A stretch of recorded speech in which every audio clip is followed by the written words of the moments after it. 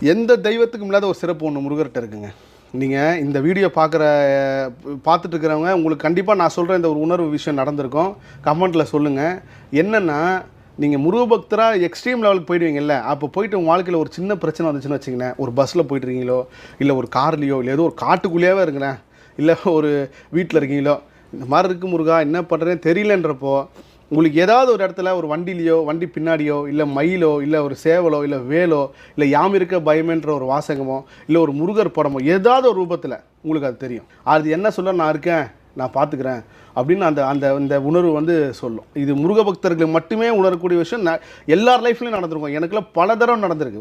ஒரு எக்ஸ்ட்ரீம் ஒரு ப்ராப்ளத்தில் வந்து கூட இருந்து ஒருத்தர் ஏமாற்றிட்டாருன்றப்போ, இதுக்கப்புறம் வாழ்க்கை இல்லைன்ற நினச்சிட்டு வரப்போ, எனக்கு முன்னாடி ஒரு வண்டி சர்ருன்னு வந்து இப்படி போது, பின்னாடி யாம் இருக்க பயம்னு சொல்லி குழந்தை முருகர் இருக்கார். இது முருக பக்தர்கள் மட்டும்தான் நடக்கும்.